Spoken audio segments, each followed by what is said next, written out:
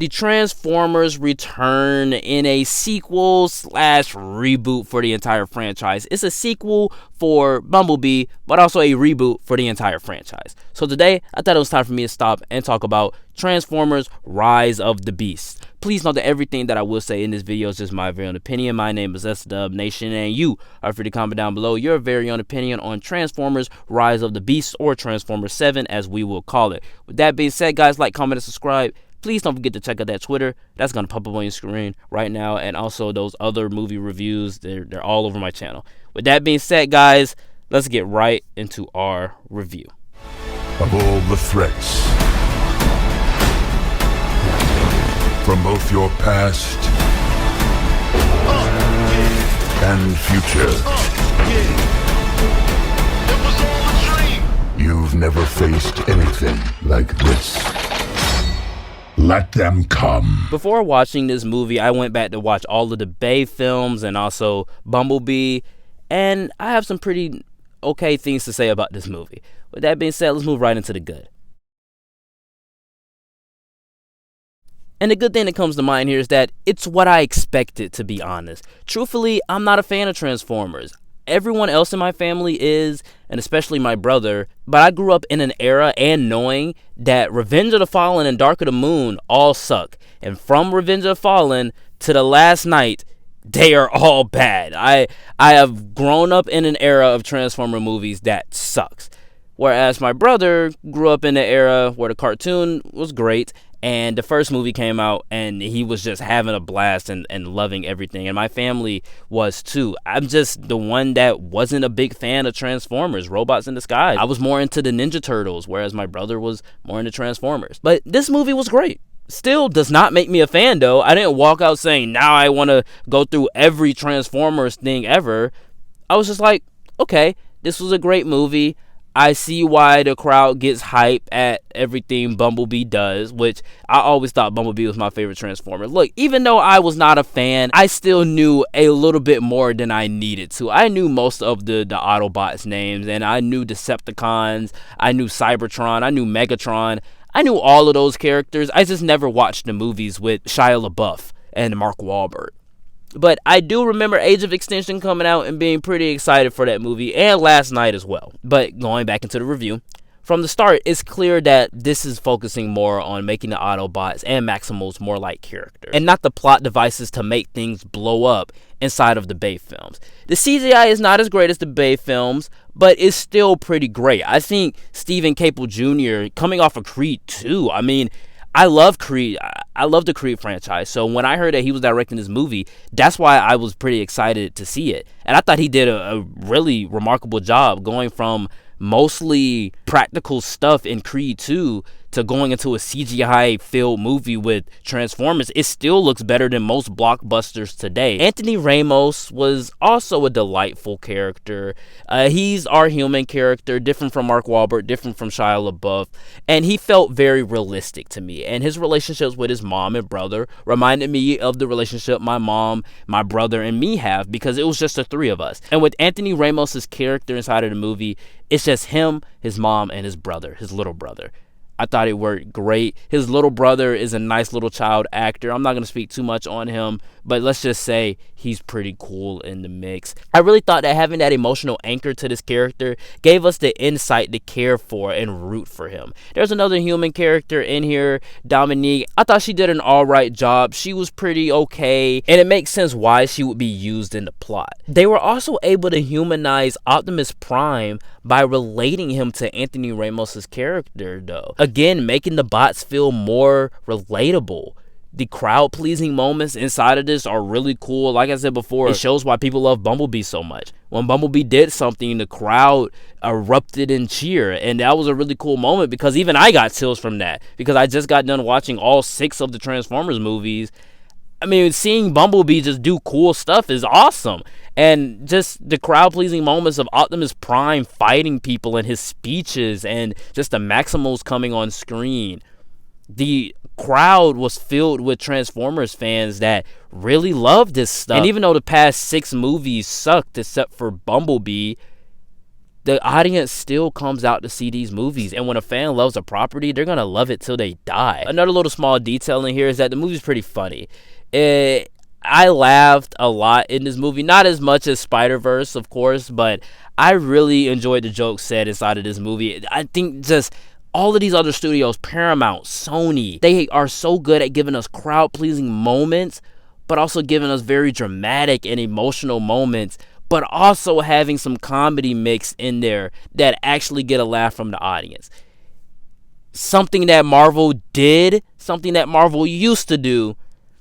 Unfortunately, they can't crack that code anymore for some odd reason. Almost every action scene was cool. You know, I came into this movie wanting to see big robots fight each other. I wasn't going in for dialogue. I wasn't going in for plot. I just wanted to see robots fight each other. And I got that stuff. But I will talk about more of that stuff later. I got what I came there for. That's why I said it's everything that I could have expected, because I just wanted to see Optimus Prime take off, other enemy robots' heads. And he does some really cool stuff inside of this movie. I mean, speaking of taking off heads, the villain takes off almost every Autobot head inside of this movie. He's like a collector of sorts. He was actually menacing and a threat to the Autobots, because he could take them on at the same time, but also he can take on Optimus Prime one-on-one. And like, there was even times where like he would defeat his enemies and then take off their emblem off of the Autobots or the Maximals. He would take off their emblem and then attach it to himself to remember all the people that he killed.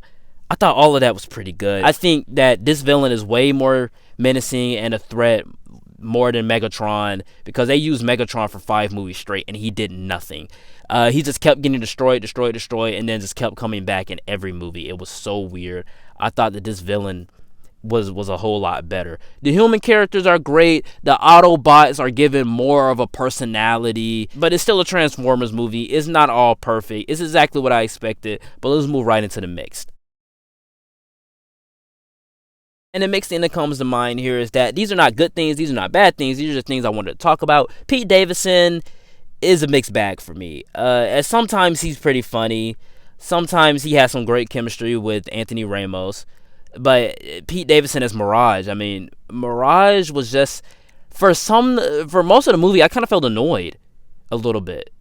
I thought he did good in some emotional scenes. I thought he did good at some other stuff. Some of his dialogue was pretty great.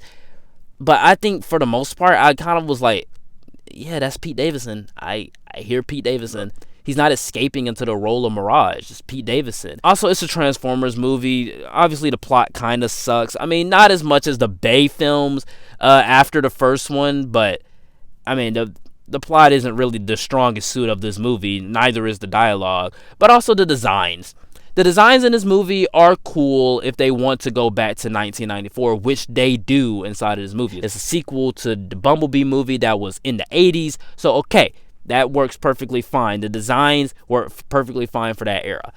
But I really kind of like the Michael Bay versions of them, where they're big and they look fire, and Optimus Prime has the hot rod chest and stuff, and he looks bigger and huger, and it just, the CGI on them was a whole lot better. I like the CGI on the Bay films a lot more. Michael Bay just had this way of filming these Autobots in a way that you just knew that they were huge. They looked huge. They were big. And wherever they walked, they destroyed stuff. Inside of this movie, they just feel like normal 6 foot tall guys. Even though they're bigger than 6 foot, I still just really like the undershot of the Autobots from the Bay films. And also the transforming in the Bay films are pretty cool too, because you can hear the clanking of the metals. You can see that there's more detail for the Transformers. In this movie, they just turn into cars, which is fine. They can turn right back into Autobots, but that's what they are. They're Transformers. But I think that Bay handled all of that better. He handled the designs and the look of the Transformers a whole lot better.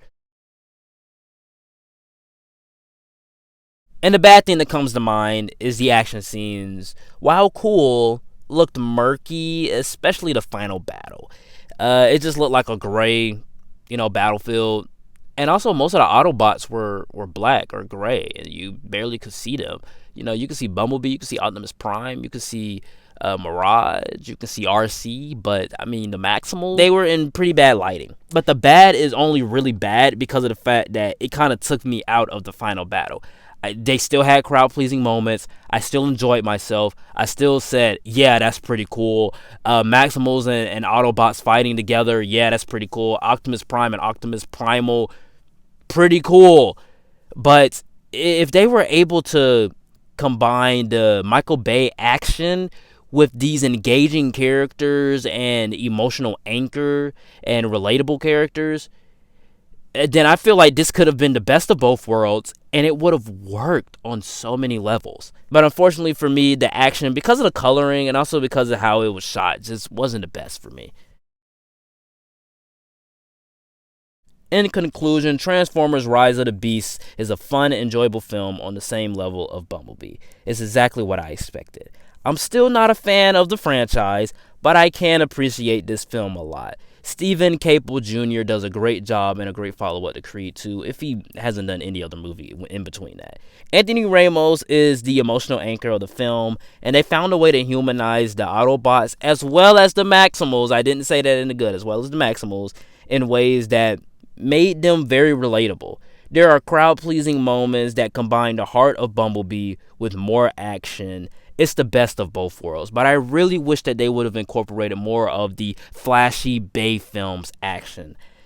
I would give Transformers Rise of the Beasts, I had a fun time with it. I really liked it. I'm going to give it a B and an 8.1 out of 10. And I would say it's a cool movie, but it's exactly what you expected from the Transformers franchise. Alright guys, that is it for the review. Please know that everything that I did say in this video was just my very own opinion, and you're free to comment down below. What did you think of Transformers 7 or Transformers Rise of the Beast? Please don't forget to check out that Twitter. That's going to pop up on my screen right now. Also, come back in the near future for Transformers Films Ranked. With that being said, like, comment, and subscribe, and I will see you all next time. Peace.